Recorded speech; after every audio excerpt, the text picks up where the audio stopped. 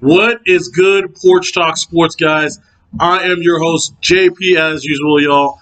Also, thank y'all, Andrew Balls and Christian Hickey, for always making this page happen, guys. I always like to give y'all a shout out, y'all. But tonight, guys, is the much anticipated UFC 252 Cormier versus Stipe Miocic. Y'all, this is probably going to be the best heavyweight fight you've ever seen in a long time, y'all. And I'm talking about one of the top 10 of all time. This is a match that could be the last one to either one of these distinguished fighters' career. Cormier has been talking about retirement for a while. Stipe is a little bit more on the fence. Just who's more likely to retire tonight, and that's a whole different another story. But it's not even getting in the narrative of who even wins this fight, who is going to be next up for that challenge for the heavyweight title, guys. So a lot to get into in today's show, y'all. I'm going to go fight by fight. I'm going to make predictions: who's getting knocked out, who's getting submitted, who's going to win by decision, all that, guys. So, y'all, this is the pre-fight show to UFC 252. Let's get it in.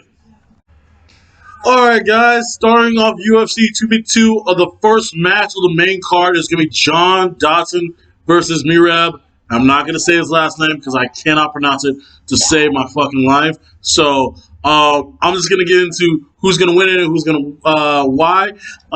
In this particular match, John Dodson is your seasoned veteran versus the young upcoming versus Merab. What I see from Merab is he is a very vicious young fighter. He is very aggressive. I wouldn't say necessarily he's a brawler, but he's a good aggressive striker. And personally, to me, I would take John Merab in this particular fight. Not John Dodson. I almost said John Dodson, but Merab in this particular fight. I have a feeling that it might be John Dodson's time to get knocked out this time. So I'm actually going to take Merab in a knockout, but it takes to the third round for him to do it. I got him with the victory on this one. Next fight up is Herbert Burns versus Daniel Pineda. Herbert Burns is a young upcoming fighter in the UFC, guys. He's 2-0 in the UFC, all by knockout. Both the fights were by knockout. To me, he's a young, up-and-coming aggressive fighter as well. He's facing Daniel Pineda, who is making his return to the UFC after being suspended, having a drug suspension for heightened testosterone levels. So we'll see how he adjusts to that. This guy is coming back at age 34, Daniel Pineda. Daniel Pineda is a very aggressive fighter to himself. He is a true brawler, too. This one is going to be hard for me because, I've seen Daniel Pineda, but it's been 6 years since he's fought a UFC caliber match. And just Gilbert Burns and Herbert Burns, those two young men, they're brothers, guys. They are related, yeah. Right now, those two guys are two of the hottest stars in the UFC right now. And I just don't see it happen for Daniel Pineda coming out such a long break from the UFC. Because UFC has the best fighters in the world, that's by far right now. And I just don't see it coming against a win coming against a guy of Herbert Burns' caliber. Like I said, I take Herbert Burns personally in a second round KO or TKO. I just think that's too long of a break to take from UFC style of fighting, then just come back like that. So I got Herbert Burns in a knockout in this one. All right, guys. My next fight up is Junior Dos Santos versus Jair Rozenstruik. Excuse me if I mispronounced that one, y'all. I do my best to try to pronounce these names right. But Junior Dos Santos both these guys are coming off pretty bad losses. Junior Dos Santos got knocked out in the second round. Jair got knocked out by Francis Ngannou in 20 seconds. In terms of who's going to come back, who is going to win this fight, y'all, I see this fight going to the third round, but someone getting knocked out. Someone's definitely getting knocked out. I know I already predicted 2 knockouts already. I think this is going to be a great night of knockouts, too, as well.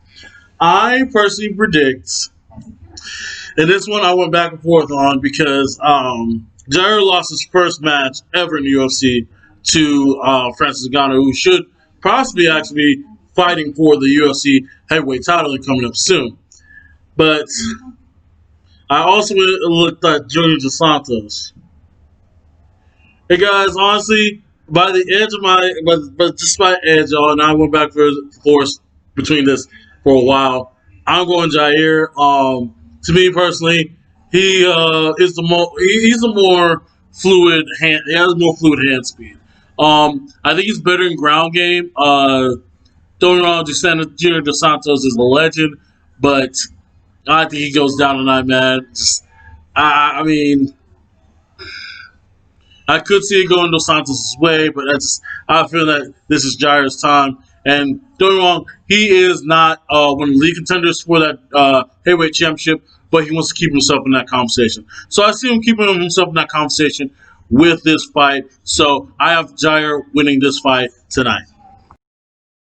All right, guys, we are at the co-main event tonight. This is Sean O'Malley versus Marlon Vera, and personally, to me, I have Sean O'Malley, the undefeated man, coming into this, and honestly, possibly dominating this match. Marlon Vera, I like his fighting style, man, but Sean O'Malley is just way too hot right now, man. My goodness, I mean, he is probably the least probably the most underrated fighter right now in the UFC. If you haven't watched Sean O'Malley's knockouts, it's pretty amazing, y'all. He's an artist in that ring, guys. And to me, his streak just moves on, y'all. And it either goes to decision or it's a knockout, man. I see no way that Marlon Vera wins this fight, so I'm taking O'Malley in this one, guys. So I would say submission. I'll know it for the surprise. I'll take Sean O'Malley in a submission. I already predicted 3 knockouts already. I'm going to go with submission on this one. Finally, last but not least, we have the main event.